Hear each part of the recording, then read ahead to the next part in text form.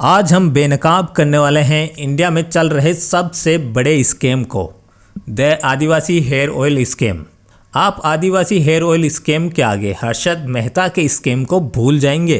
बड़े बड़े इन्फ्लुएंसर्स भी इनसे मोटा पैसा लेके इन्हें खूब प्रमोट कर रहे हैं और इसे सबसे बेस्ट ऑयल बता रहे हैं, लेकिन सच्चाई कुछ और ही है। मेरे दोस्त, आप नए बाल उगाने के चक्कर में जो हैं उनसे भी हमेशा के लिए हाथ धो बैठोगे।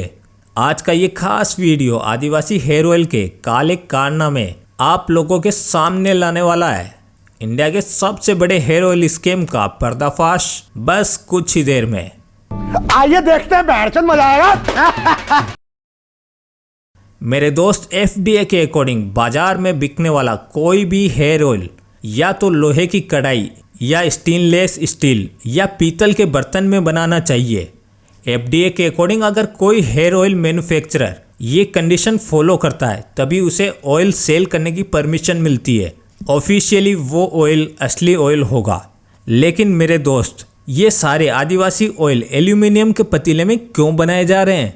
कोई भी साइंस का स्टूडेंट बता देगा कि एल्यूमिनियम एक रिएक्टिव मेटल है। और तो और फिर इस ऑयल को 12 घंटे तक उबाला जाता है। सारी जड़ी बूटियां मिक्स की जाती है, फिर उसे 12 घंटे तक उबाला जाता है। इतने ज़्यादा टाइम तक एल्यूमिनियम के बर्तन में तेल गर्म करने से एल्यूमिनियम तेल में घुल जाता है। ऐसे ऑयल को लॉन्ग टाइम तक यूज़ करने पर यह आपके स्कल्प को हमेशा के लिए खराब कर सकता है और साथ ही आप परमानेंटली गंजे भी हो सकते हो।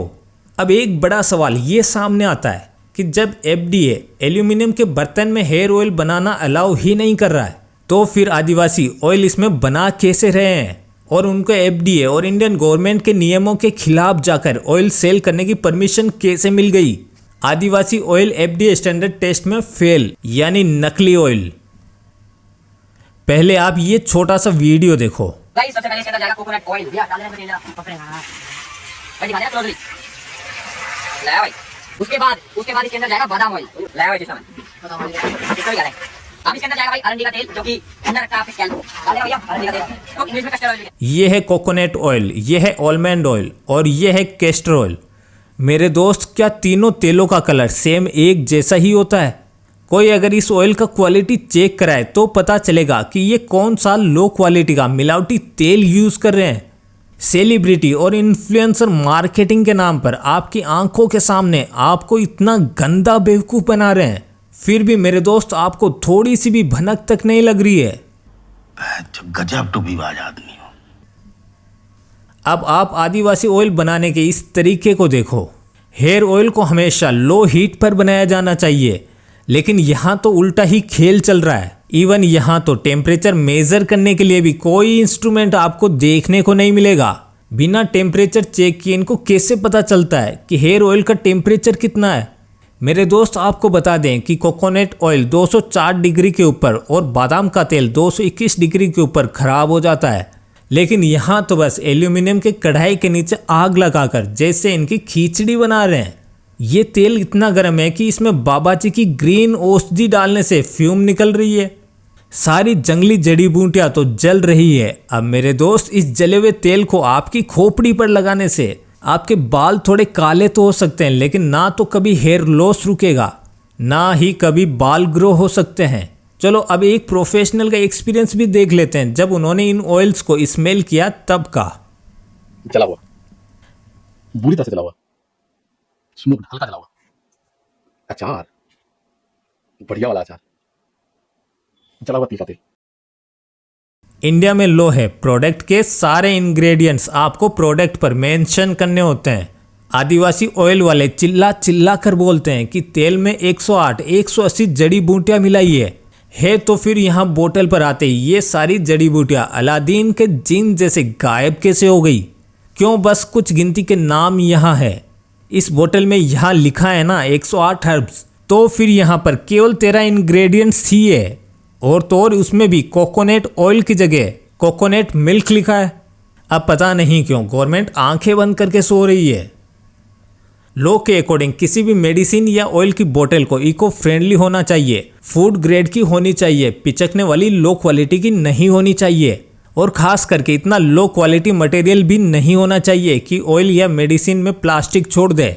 अब इस आदिवासी ऑयल की पिच की हुई लो क्वालिटी की बोतल को देखो, ये सब स्टैंडर्ड प्लास्टिक आपके तेल में मिला होगा और ऑयल लगाने पर आपके स्कल्प में ऑयल के साथ प्लास्टिक भी जाएगा।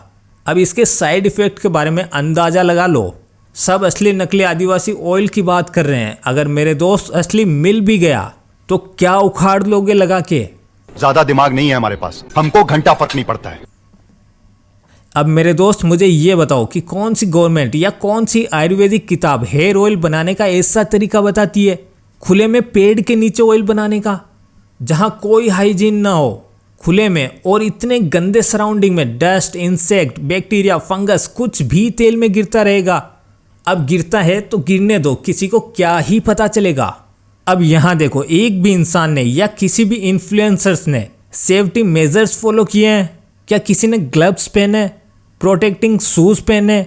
अगर कोई स्टैंडर्ड कंपनी होती तो बगैर सेफ्टी मेजर्स के आपको प्लांट में एंट्री ही नहीं मिलती और ना ही किसी इंस्ट्रक्टर की परमिशन के बिना किसी चीज़ को हाथ लगाने दिया जाता। खैर छोड़ो, यहाँ कौन सा कोई मैन्युफैक्चरिंग प्लांट है। अब देखो कैसे इस छपरे में हर्ब्स को फेंका हुआ है। इन्हें देखकर मुझे तो डाउट है कि तेल में डालने से पहले इन्हें धोया भी जाता है या नहीं। आपको बताते चलें कि ग्रीन हर्ब्स अगर ऑयल में कुछ घंटे ऐसे रह जाए तो उसमें फंगस लग जाती है और ये फंगस वाला ऑयल लगाने से डैंड्रफ बढ़ता है, हेयर लॉस बढ़ता है। यकीन ना आए तो किसी भी आदिवासी ऑयल के कमेंट में देख लो, कमेंट बॉक्स भरा पड़ा है ऐसे कमेंट्स से।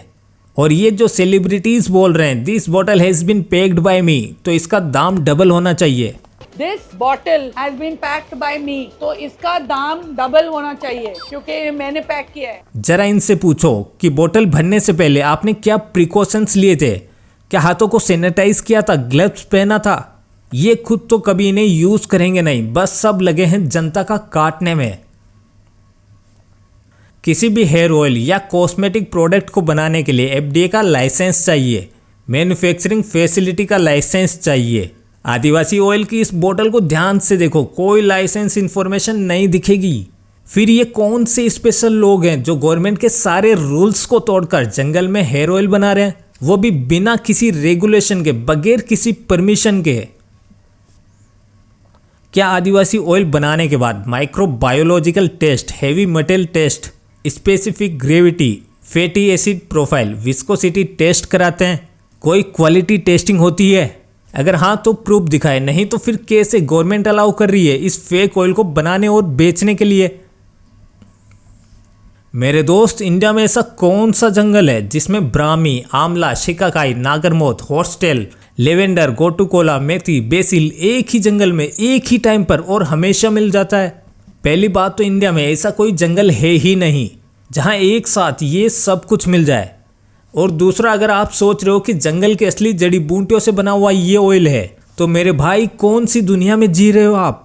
ये इधर उधर से खरीद कर सब स्टैंडर्ड प्रोडक्ट बना रहे हैं जिसमें क्वालिटी के नाम पर है नील बट्टा सन्नाटा। ये जंगल दिखाकर आपको उल्लू बनाकर बस अपना उल्लू सीधा कर रहे हैं। और अगर ये सब इंग्रेडिएंट्स जंगल में फ्री में मिल रहे हैं तो फिर ये ऑयल आपको सस्ता मिलना चाहिए। लेकिन मेरे दोस्त, ये आपसे 500 ml का 1500 क्यों ले रहे हैं फिर? मेरे दोस्त, क्या आपको अंदाजा है कि ये कितना लीटर ऑयल है? कम से कम 250 से 500 लीटर, जिसमें ये 100 से ज़्यादा जड़ी बूटियाँ डालने का क्लेम करते हैं। क्या आपको पता है कि इतने अमाउंट में असली आयुर्वेदिक मेथड से तेल बनाने में एक जेन्युइन और अच्छी आयुर्वेदिक कंपनी को पूरे 15 दिन का टाइम और इसमें कम से कम 25 लोगों की टीम लगती है? और ये आदिवासी हेयर ऑयल वाले कोई 3 घंटे में, कोई 12 घंटे में तेल बना रहे हैं। असली आयुर्वेदिक हेयर ऑयल में सूखे हर्ब्स का क्वाथ और ग्रीन हर्ब्स का स्वरस बनाया जाता है। 108 जड़ी बूटियों का स्वरस और क्वाथ बनाने में कम से कम 7 दिन का टाइम लगता है और हर एक क्वाथ को या स्वरस को तेल में सिद्ध करने में 7 दिन और लगते हैं, मतलब टोटल 15 दिन। फिर ये आदिवासी हेयर ऑयल 3 से 12 घंटे में कैसे बन रहे हैं? और जब ना इसमें क्वाथ है, ना कल्क है, ना स्वरस है, तो ये आयुर्वेदिक स्टैंडर्ड से बना तेल कैसे है? एक बात और, जब हक्की पिक्की खानदान एक ही है, फॉर्मूला एक ही है, तो एक को हेयर ऑयल बनाने में 3 तो दूसरे को 12 घंटे क्यों लग रहे हैं? लगता है इनके गुरुजी ने ट्रेनिंग अच्छी नहीं दी ने। ये बस आप लोगों को बेवकूफ़ बनाने का खेल चल रहा है और कुछ नहीं। अब कमेंट सेक्शन में कोई महापुरुष ये बोलेंगे कि वो तो घर में तेल ऐसे ही बनाते हैं।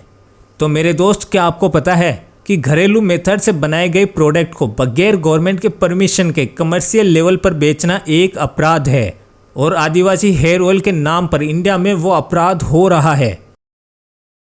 मेरे दोस्त, इंडिया के गाँव में आज भी काफ़ी सारी महिलाओं के बाल कमर के नीचे तक होते हैं। कल कोई ये महिलाएं प्रोडक्ट बेचने लग जाए कि ये ऑयल लगाओ, आपके बाल भी 5 फीट लंबे हो जाएंगे। अरे मेरे दोस्त, थोड़ी तो बुद्धि लगाओ अपनी।